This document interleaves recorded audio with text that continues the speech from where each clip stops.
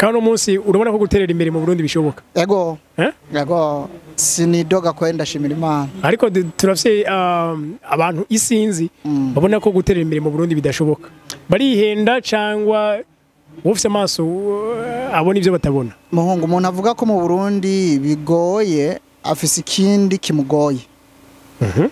Umuntu avuga ko mu Burundi bigoye afise ikindi kimugoye kuko niyari biramugora. Afise ikindi kimugoye kuko niyari ntavyo atora ku buntu, ntavyo bamuha ku buntu, ngo mu Burundi biragoye, aho bitagoye ni bace bandangira aho bitagoye nihe nanje noca njayo nko muri Canada. Oya ahubwo uri muri Canada bakwigisha gukora. Umva gukora naho harimo ijambo gukora no kugora. Umva ukora ibikugoye. Ariko yuko ko muye mu bantu bakirondeza urimo kweri. Mu bantu bakirondeza twese dupfa turondera, ntawe uheza kurondera. Ndacarondera. Ariko mu bintu binangaje Monsieur Umoja, jewe nje Ingozi nkasanga uri umukomersa. Nabaza neza bakambwira hajya uri umu engineer.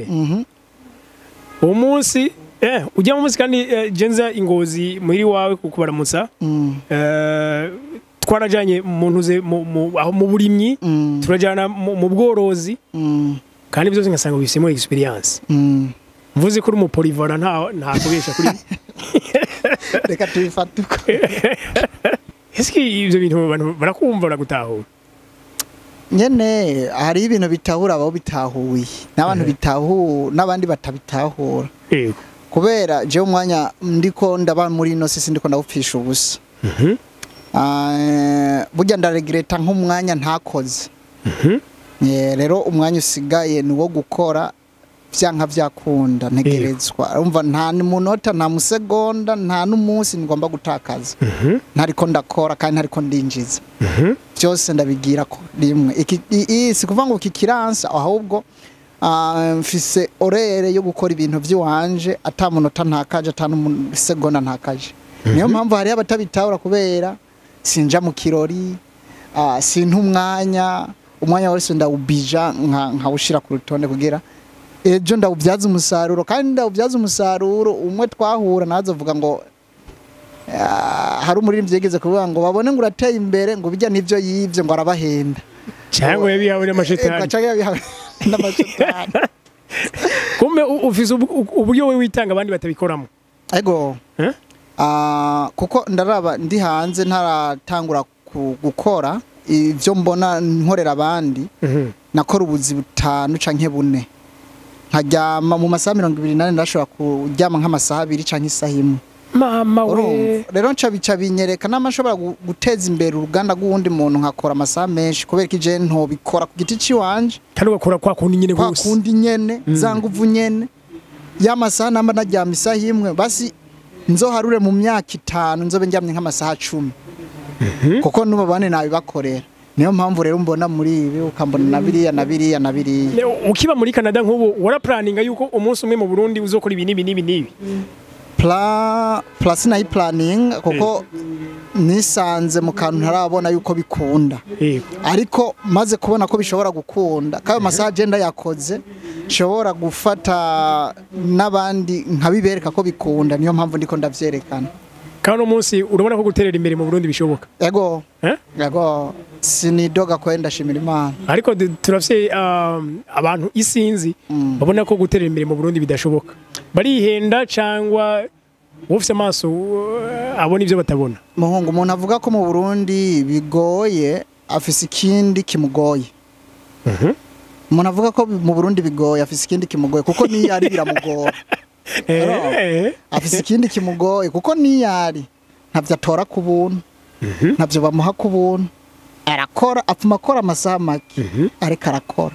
Rero nta hantu na hamwe ego ntidukora kumwe, ariko iyo ukoze uragira amahirwe yo gushika ku ntego.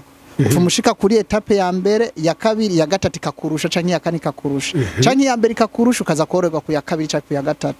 Ariko rero uci uvuga ngo mu Burundi biragoye, aho bitagoye ni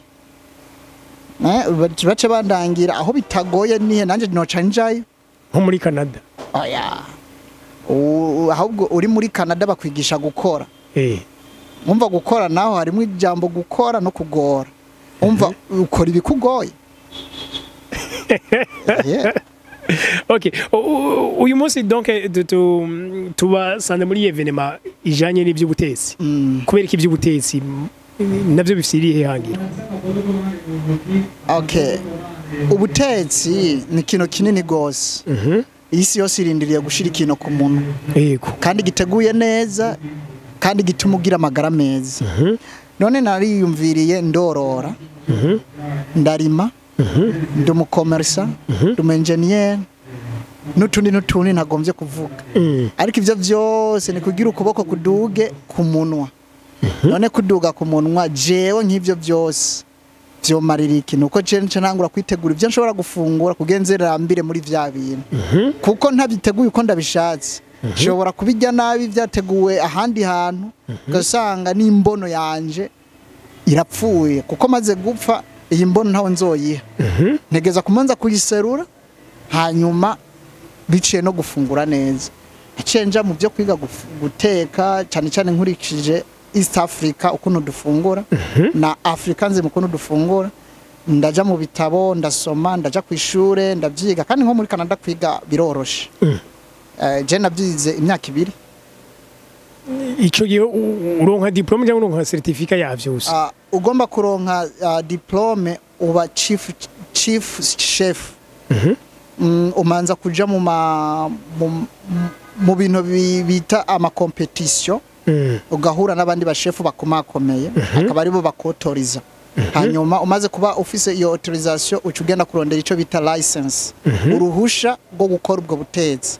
Umaze kuronka ubwo ruhusha rwo gukora ubutetsi ucugira aho biyita experience ugacugenda kurondera ama hotel cyangwa ama restaurant mudiringana ukakora experience. Hanyuma maze kuronka experience ucuronka iyo bita full license. Yo ushobora kugura restaurant yiwawe canke ushobora kugira business y'ibifungurwa yiwawe. Izo nizo etape cakure yo kuje etape ngezeko ndafise ico bita license ariko sindagira full license. Full license nzoyigira igihe basi nk'ubu Canada itumye ko abashefu kuziniye bagomba 3 canke 5 bangaja mu bijanye no kugira ico bita testing. Kumviriza imfunguko. Ico gihe ninda yijamwo nka pasa nzoca ndonka ico bita full license shobora no kugurura ama restaurant mu mahanga ahari hose.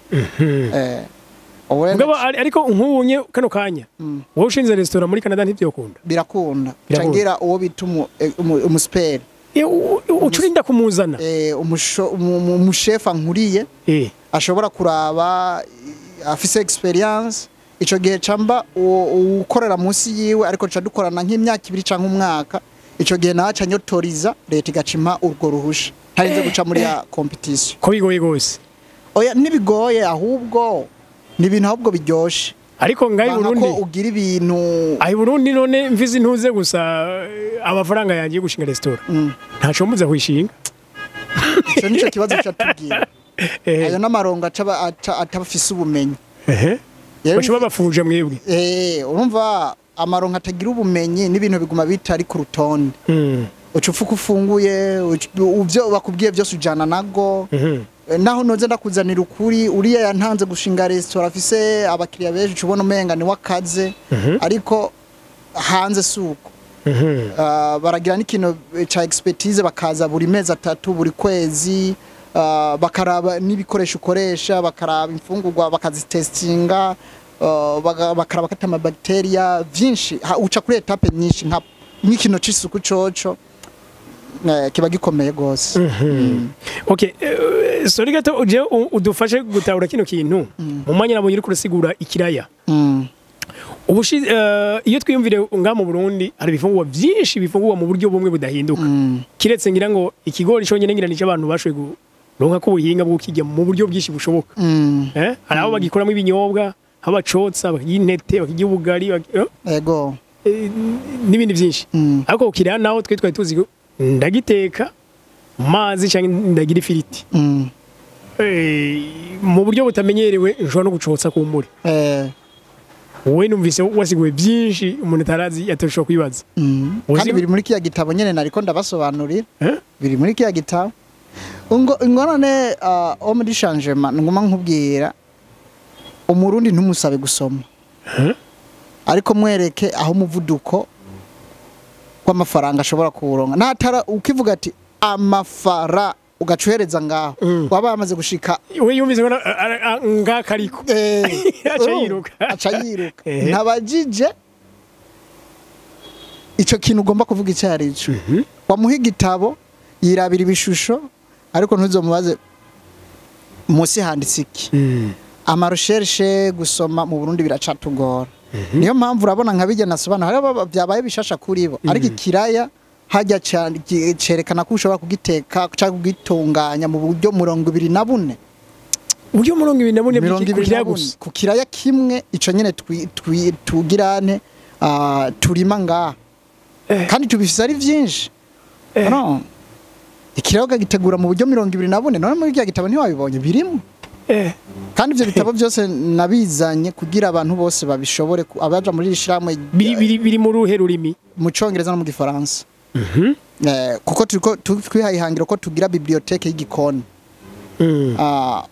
uyo ndiko ndatembera naho kiba kigugwa $1,000 cyo gitabo ndakigura yego akizana ariko ngaye Burundi urumva ko hari umuntu yaguri igitabo c'imiliyoni nk'indwi ndibaza ubajije abo kwizini umunsi ndabizana ivyo bitabo twaricaye buri gitabo umva dufise etape yo kugenda dusoma igitabo ku kindi kandi tukagira icyo bita review dufise na etape yo kuzoza turakoresha ibibazo kuko indya zidahingurwa ngaha turashobora kuzihingurira mu gikoni ntaguha indya ukimvira yahinguriwe hanze ariko yahinguriwe mu gikoni ntiriwe ndaja kuzana ama machine rero biri muri bya bitabo ariko igitabo gushanga gifise valeur $1,000 canke $1,500 hariho n'igitabo mfise hajya kijana canditse ko eat smart lose weight kijya kiri hafi mu $4,000 igitabo kimwe kuko kicativana n'ubatse iryo zina brand name uwo mushefu yacanditse gasanga n'umushefu yanditse ibitabo byatumye abantu bagira amagara meza ico gitabo kiba kizimvye gose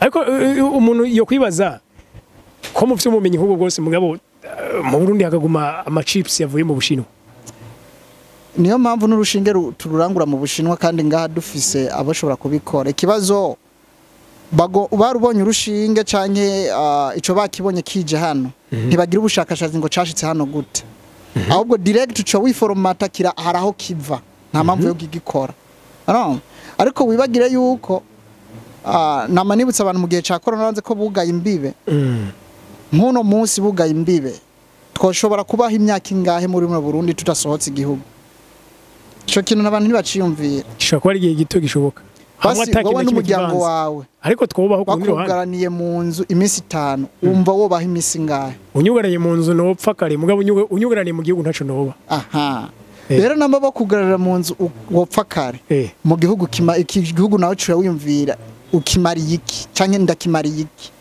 ku buryo namba uno munsi kiraya hari umukomediye yitwa Mutima aheruka kugirane kwimbura itoni hafi zirenga 10 amajana menga bavuze amajana 3 zibiraya kandi zahereye mu Barundi muri twebwe yego ariko baziriye kumwe bose babiriye mu buryo bumwe budahinduka ariko nk'ubu Imana iramuteye iteka aciye yimbura nk'itoni 5,000 bigumye biribwa kwa kundi nyene twaba turiko turahomba kuko wa wundi azoza yakizanya yagitransformye tubona yuko umenga ni wakwiye guhabwa isoko we azanya kandi kabijya hari natwe tubishobora ahubwo bari bakwiye ugwaruka gose gukanguka nambo hagaze hagati impande y'igiti kiraba ico giti ucigeko cyashitse ngaho gute gifise amabameze gute ico twogikora kwiki byanakunda wandika ikete muri laboratoire nari ndosi giti ngoma mu mpimire gifise calcium zingana gute ucumenga abantu ushaka ko baba abafilosofe ngira nubundi igihugu cyubakwa mu buryo mwe nubwo hakaba n'ama debate yo kuvugana ati we ikirayo giteye kuku umusoma uhingura gute ndawukoze ikiraya gute hakaba amadeba ku buryo atamukwiziniya yova hanze aje kutwigisha kandi ku bintu dushobora kuba natwe twogerageza nk'ubu na regreta kugira nje muri iryo shure natse credit iryo shuri wagize muri Canada nyene natse credit kubera sinari bwabe ndaronka uburyo bwo kwifasha natse credit baremera ku sponsoriza amezi 6 ariko baguha credit urosa akazi ukacuzura bariha bukebuke ariko Imana yaramfashije jewe nari barandiye iryo shure mu nyuma kuri iryo shure nyene cankora ico bita volunteer cyo kuzana umva ibyo byabanyigishije cy'ubwitange bijya banyigishije nkaca ndabipratika nkemera twadufaranga nkorera duke nkaca ngenda nkagura bya bintu nkabyisumira bagaca basanga nabibateguriye nko mu gatondo imbere yaho tutangura icigo bagasanga je nategura ya credit ntiyari amafaranga menshi ariko ni menshi nta mafaranga bameke canke habe menshi babanya ko kigoro baca bankurira ku bice 50% cy'iryo credit babati wewe kubera waciye guruna witanga 50% iyo credit ntayizoriha tuzoyibarehera mwebwe hanyuma ishure nize ko naryo ndari motiva mbu umunyeshure w'inkerebutsi nguma nirukanga mu rutu naturiya aho naho nyene baca bavuga ati warusigaranye credit ngana gute ndababwira baca barayindihira chamba ndose ubwo buryo ubumenyi utabuguze ntabuguze ariko narabuguze kuko natanze umwanya naratanze umwanya kandi munini jewe kweri nakubesha narahangayitse kugira nshike kuri ibi vyose uno munsi abantu barashobora kuba bariko barabiraba bakabona ibintu upfa gutora ngaho canke bace bifuza kumera nkuko umeze oya ahubwo bavyifuze kumera nkuko umeze muri positive si muri negative muri positive mvuga gute raba ubumenyi nawe ushoboye kuko jewe go naraciye muri ivyo iki basi wararavye nk'ibintu nagenda akora bimwe aho nagutembereje hariho no vyereka ntavyemera kaje ndabikora ubundi ego nama commentaire naje kubona abantu bavuga ngo none ko akiri muto niwenda guhakarorero mu minsi hari ikintu ndiko ndakora umunsi uzobeje gutora yangabane yawe nzokikwereka bari bitize kari urugabo gwinda gwahaze rumeze neza ruriko rurabikora ariko bace basanganije mu peti no ambwiye ati yambwiye ati yaradodoye ndamwugururira hari akantu ndiko ndakora hajya hamwe muhira acambaza ngo boss ni hari ati boss wahe ati boss mwene ngaha wari karakora ngaha cabati si hari kwe ngwanguze kumubwira ko namye ndamurondera tamwe ati umurondera ninde ngo ni naka ati sawa